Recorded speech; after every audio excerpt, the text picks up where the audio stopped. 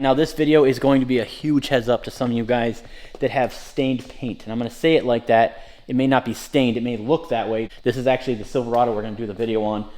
Most of you guys know this truck. This is the Wife Max here on the channel.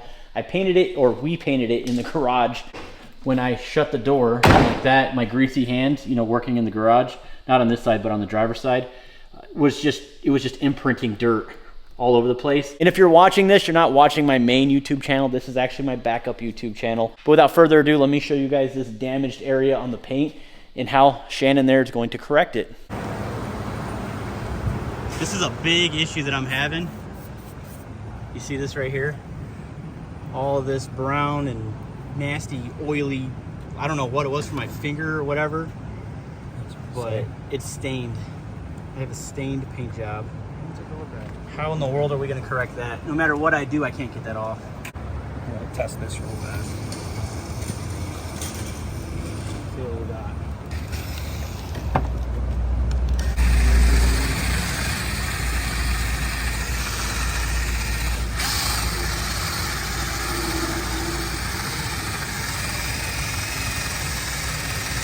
I mean, I'm no professional, but how in the world did that just disappear so quickly?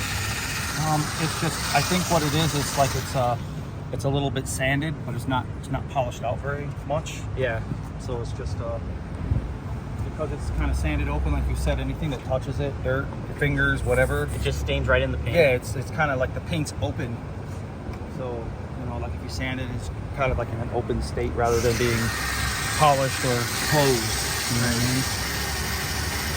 So you can see, like this just needs a good buff job, dude. Be able to get that thing looking back to 100% again. Maybe I'll do a full video on it. Like, I'll do like a garage buff job video or something. Sure.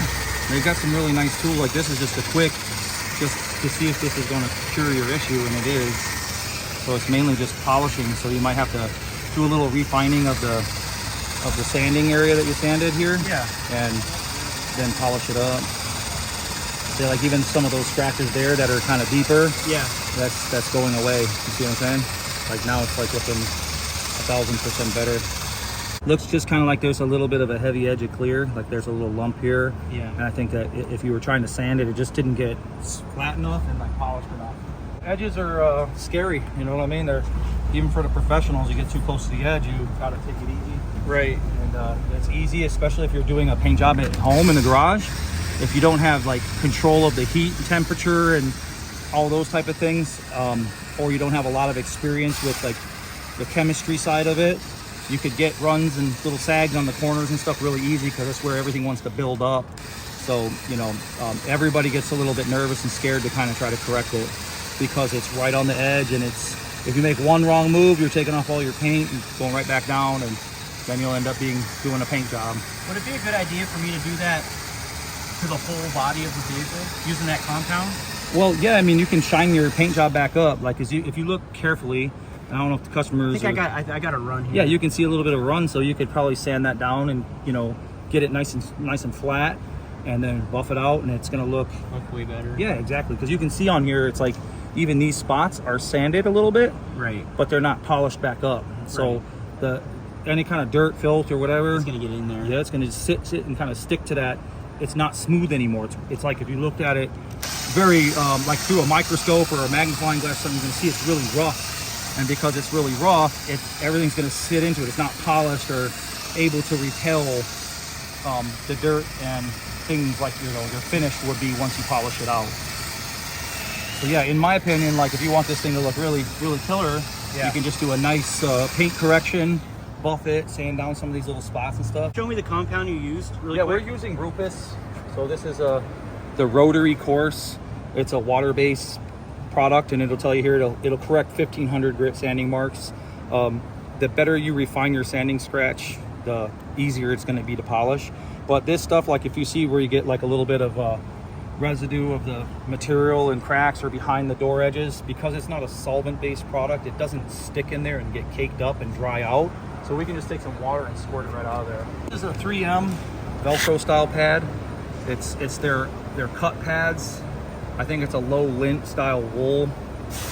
And they usually sell these in a pack with some polishing pads and stuff. This is like one of the things we use. We use Rupus a lot but you know, we have a lot of Rupus tools.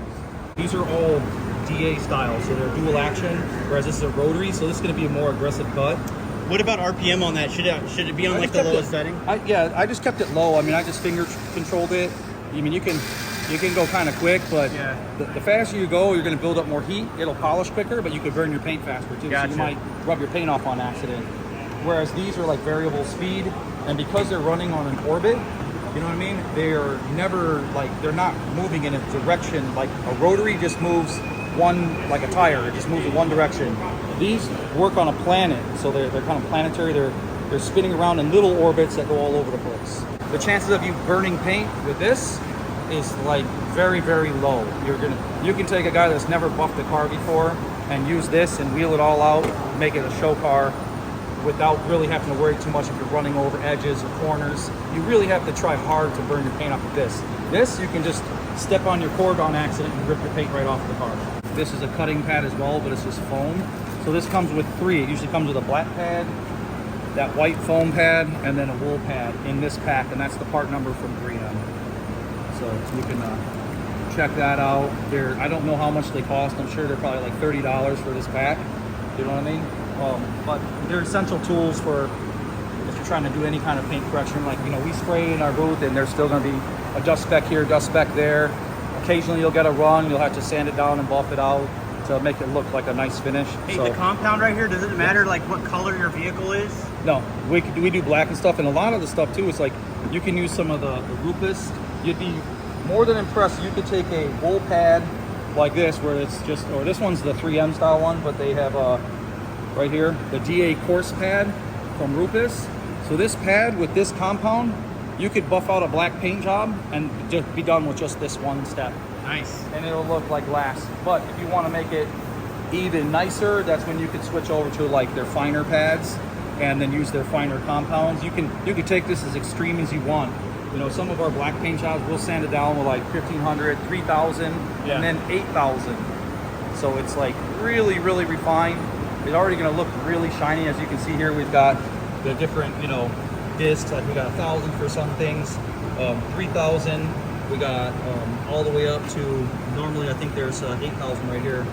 How much is just that one? These are about $13 a sheet. It's a lot. You said 4 minutes a sheet?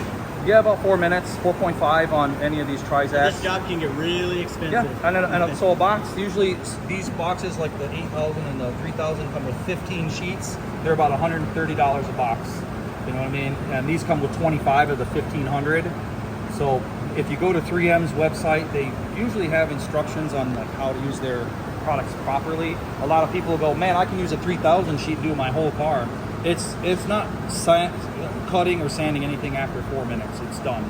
So it's just going to smear around, like clear that's deposited in that foam film, and it looks like you're sanding, but you're really not sanding anything. So even I'm guilty of it all the time. My son does most of the polishing here because he's so good at it, and I even get kind of, I start going a little longer than I'm supposed to on these pads, and then I end up having to come back and re-polish or re-sand them again because, you know, I lose track of time, and then, you know, 4 minutes when you're sanding goes pretty quickly. I guess if you have a stain in your paint job, that's a good way to take it away. That's a good way to quickly correct it. 3M did also come out with their own version of Rupus's system, but these are solvent based. So they do have their own cutting pads like I showed you here. That's like a wool. These are also for the 15 millimeter throws, but this is like a 150. This is a 130 millimeter pad, and the ones we're using on the Rupus are 150. So it's probably around 5.5, 6 inches. And then they have a bigger one that's like a 21 millimeter throw, and those use like a 7-inch pad. They're just a little bit bigger, maybe a little How do you faster. know when to change your pad? Yeah, I mean, some of these, like 3M, they actually have some red fibers that they put into it. So you know when you're down to the bare minimum? Yeah, so when it's starting to go bad, they'll have like little red fibers that start to show up like thread, and you'll know the pad's not working anymore. And what the old school way, which I'm also still guilty of, is like, you know, you'd want to take this pad right now and turn it on really high and use a rake. It looks like a spur, and you'll spur over it, and it'll like carve out all the stuff that dries onto it. And you know, most of our products that we're using right now are water-based, so you can eliminate ruining your pads quickly by just, you know, blowing them out. So you could take this pad right now and just turn it on and blow it out with some high pressured air. And reuse it again? Yeah, and it'll look just like brand new again. It'll be all nice and fluffy. Like most of these pads, like Rufus's pads, they're not designed to be washed. They're designed to be blown out with air, and they do make some little, they're kind of like, this isn't a Rufus one, but they do make them. They're just like a little nylon bristle that you could, if you're just running it really lightly over top of it while it's running, you can just kind of lightly scrub it and blow it out with air. These things, like, you can just blow them out and then just give them a light rake. And I would advise that if you're going to do a big car, you're only going to want to, you'll probably use 2 of these per panel. Okay. You know what I mean? And the reason why is, like, you know, you'll get it kind of caked up and you'll need to let it dry back out and blow it out.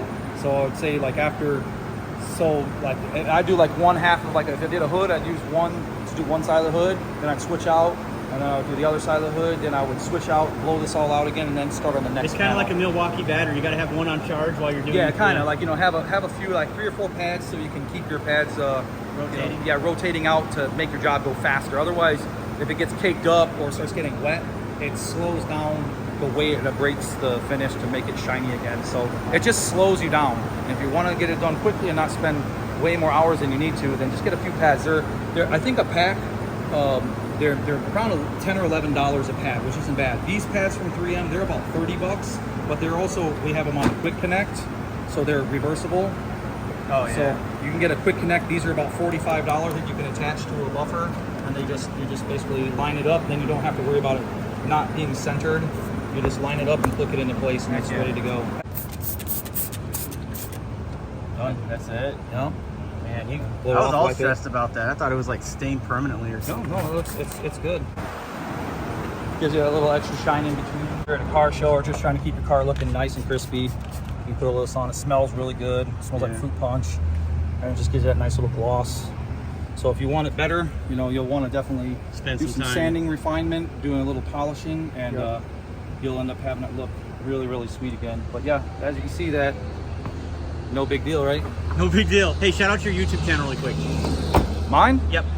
Best Built 1000. Check them out, guys. My channel's mostly just custom work, and I have put a couple videos of that international doing some floor fabrication. That's back down in Toledo right now, getting the cab mated to the custom chassis and all that. So pretty soon I'll have that back to get more work done. It's going to be killer. It's going to, unlike your lifted trucks, this thing's going to be planted to the earth. This thing's going to be amazing. I can't wait. It's going to be a lot of fun. I'm excited to do the body work and the paint on it. Heck yeah. Well, I appreciate you sharing your knowledge, of course, to everybody else. And we're going to go ahead and get out of here. Thanks, man. So that is the finished product. It looks amazing. And he just barely did it just to show you guys for an example in the video. And unfortunately, I'm going to have to do the entire truck. But overall, it looks really good. That's all it needed was some compound and buffing it out. But this paint job definitely needs some love. So hopefully this video was helpful. I know it was very informative. But at least you guys get an idea coming from a subject matter expert that does this every single day. And hopefully this will help you out. But with all that being said, thank you guys so much for stopping by. We'll see you on the next one. Stay tuned.